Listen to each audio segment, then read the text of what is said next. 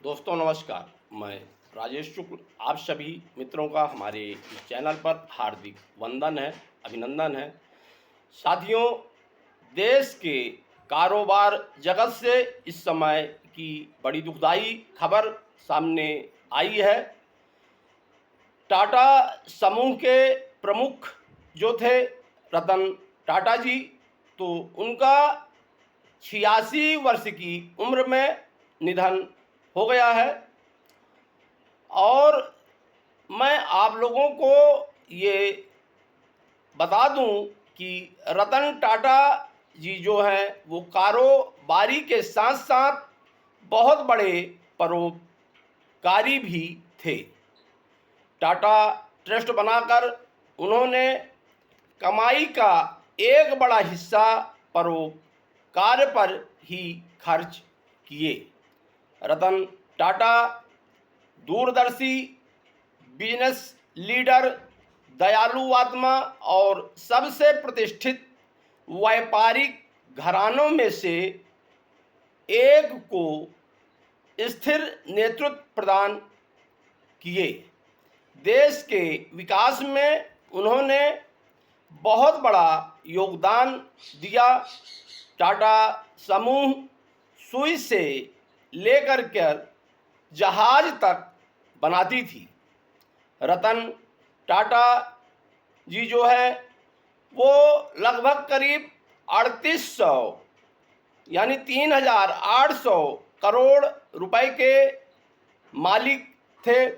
रतन टाटा जी का जन्म 1937 में एक चर्चित पारसी परिवार में हुआ था। उनके पिता का नाम नवल टाटा और माँ का नाम सुनी टाटा था, लेकिन उन्होंने शादी नहीं की थी।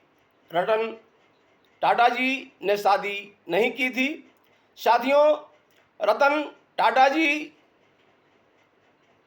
अपने कर्मचारियों को यानी टाटा समूह में जो भी लोग कार्य करते थे, तो जो कर्मचारी थे उन्होंने उन कर्मचारियों को ही अपना परिवार समझा और हमेशा कर्मचारियों के हित के लिए भी बहुत बड़ा कार्य किया।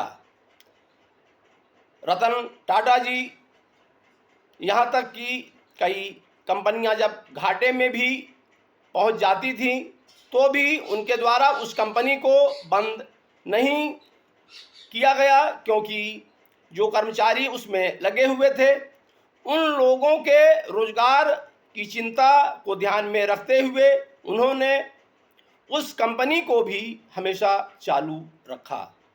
अब यहाँ पर इस समय ये चर्चाएं चल रही हैं कि रतन टाटा जी के मृत्यु के बाद जो उनकी संपत्ति है यानी रतन टाटा ग्रुप का अगला मालिक कौन होगा।